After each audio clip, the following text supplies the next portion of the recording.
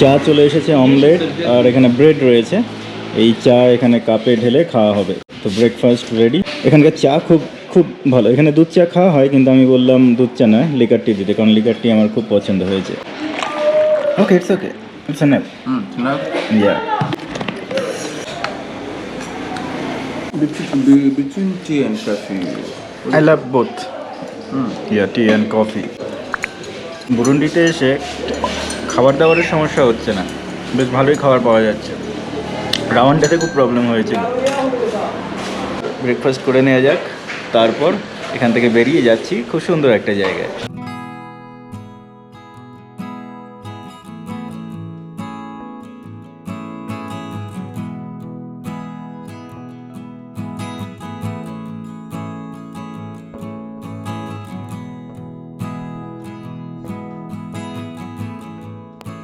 চারিদিকে second hand কাপড় বিক্রি হচ্ছে, আর এখানে শুকনো ভুট্টার দানা এখানে। সামনে সবজি বাজার দেখতে পাচ্ছি, আগে গিয়ে দেখি কি বিক্রি হয় এখানে। অনিয়ন,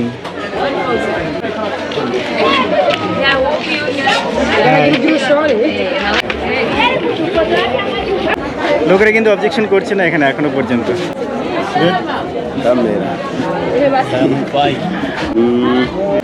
লোকেরা বেশ ভালো এখানে কিনতে।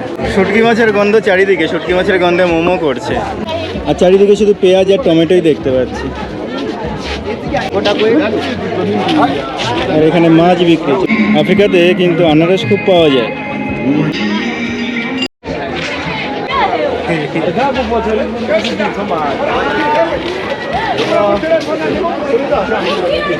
হাই,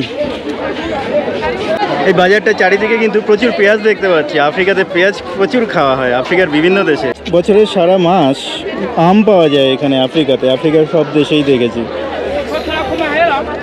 আর এখানে দেখতে পাচ্ছি স্কোয়াশ, আফ্রিকার কলা, এটা তো দেখা যাবে স্বাভাবিক। হ্যালো,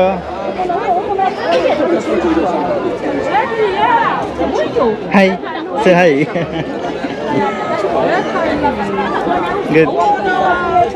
তো এই হলো এখানকার বাজার, একটু বাজারটা ঘুরে দেখলাম। এবার চলুন বাইরে যাওয়া যাক। হাওয়াই চটি, চপ্পল সব বিক্রি হচ্ছে, আর এগুলো পুরনো নয়, দেখেই মনে হচ্ছে নতুন এগুলো। আর এখানে জামা কাপড়ের বিপুল সম্ভার, দেখতে পাচ্ছি। কিছু খাবার বিক্রি করছিল। আফ্রিকার বাজারগুলোতে ঘুরতে সত্যি ভালো লাগে। এই জায়গাটায় পুরনো জামা কাপড়ের হাট, এখানে বেশিরভাগই পুরনো জামা কাপড় বিক্রি হচ্ছে। বুরুন্ডিতে এখানকার স্থানীয় এক ধরনের তেল তৈরি হয়, কুকিং অয়েল, সেটা এখানে এভাবে বোতলে করে বিক্রি হয়। আর এদিকটা বেশ নোংরা, কাদা রয়েছে।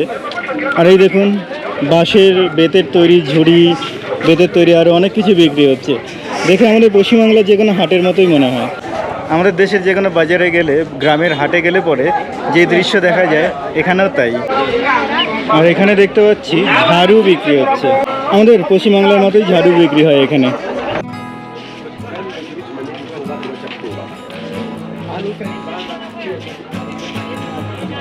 বাচ্চাগুলো করে ঘিরে ধরেছে আমাকে। 31 Good. Good. Russians. Many. Yes. Yes. Okay. Yes. Records. পৃথিবীর অন্য দেশে এই জিনিসটা দেখতে পাবেন না। সাইকেলের কেরিয়ারে এভাবে সিট বানিয়ে রাখে, আর ট্যাক্সি হিসেবে ব্যবহার করা হয় এক জায়গা থেকে অন্য জায়গায় নিয়ে যাওয়ার জন্য। ব্যবস্থাটা বেশ ভালো। এখানকার মানুষরা দারিদ্রতাকে হার মানানোর জন্য অনেক কিছু ব্যবস্থা করে রেখেছে এখানকার মতো করে। দেশটা তো খুব সুন্দর, কিন্তু এখানকার দারিদ্রতা দেখে সত্যি খুবই খারাপ লাগছে। এখানকার দরিদ্র মানুষজনকে দেখে, এখানকার জীবন ধারণ দেখে সত্যিই খুব খারাপ লাগছে। আমরা কোন যুগে পৌঁছে গেছি, আমাদের দেশ বা অন্যান্য উন্নত দেশগুলো, আর কোন জায়গায় পড়ে রয়েছে এই দেশটি। এখানে মাছ পাওয়া যাচ্ছে, দেখিয়ে দিই আপনাদের।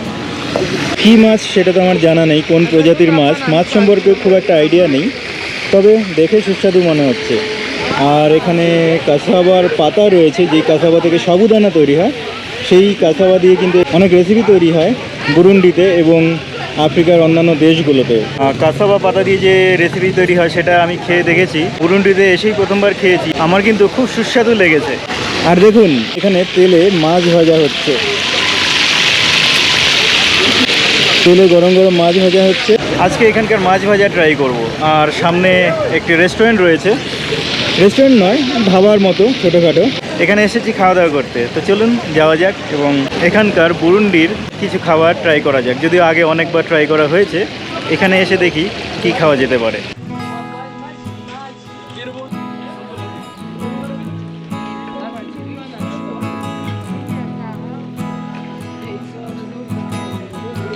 So this is bread, right?